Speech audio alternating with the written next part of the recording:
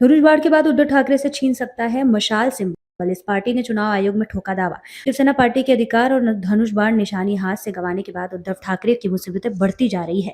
चुनाव आयोग ने उद्धव ठाकरे के नेतृत्व वाली शिवसेना को मशाल निशानी दे रखी है, जिस पर समता पार्टी ने भी दावा किया है। लोकसभा चुनाव से पहले चुनावी निशानी के लिए जरूरी दस्तावेज समता पार्टी ने चुनाव आयोग में जमा कराया और यह दावा किया कि मशाल निशानी उनकी है और उनके वापस किया जाए। धनुष बाण चुनाव चिन्ह खोने के बाद ठाकरे गुट मशाल सिंबल पर चुनाव लड़ेगा, ये कयास लगाए जा रहे थे, लेकिन अब लगता है कि यह निशानी भी उद्धव ठाकरे के हाथ से जा सकती है। ठाणे के कल्याण में समता पार्टी के राष्ट्रीय अध्यक्ष उदय मंडल ने प्रेस वार्ता में कहा कि समता पार्टी एक राष्ट्रीय दल है जो बिहार, मणिपुर एवं अन्य राज्यों में मशाल निशानी पर चुनाव लड़ चुकी है। उनका दावा है कि लोकसभा चुनाव के दौरान मशाल सिंबल उद्धव ठाकरे से वापस लिया जा सकता है, क्योंकि यह सिंबल उनको पहले से ही अलॉट किया गया है। चुनाव आयोग में जमा कराएं जरूरी कागजात।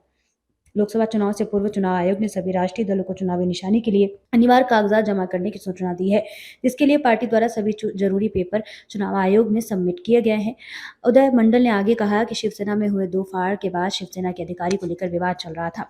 इस बीच हमारी मशाल निशानी चुनाव आयोग ने ठाकरे गुट को दे दी। अब चूंकि विधानसभा स्पीकर राहुल नार्वेकर के निर्णय के बाद यह स्पष्ट हो गया है कि असली शिवसेना एकनाथ शिंदे की है, तो हमारी निशानी हमें वापस देने की मांग समता पार्टी के अध्यक्ष उदय मंडल ने की। आगामी चुनाव मशाल निशानी पर लड़ने का दावा। उदय मंडल ने कहा कि समता पार्टी मशाल की निशानी के लिए सक्षम है। उन्होंने आगे कहा कि आगामी चुनाव में हम प्रत्येक राज्य में प्रत्याशी उतारेंगे, जिसके लिए केवल मशाल निशानी पर दावा किया गया। ये निशानी समता पार्टी को नहीं दी गई तो चुनाव आयोग के खिलाफ सुप्रीम कोर्ट में जाने की बात पार्टी के राष्ट्रीय अध्यक्ष उदय मंडल ने कही है।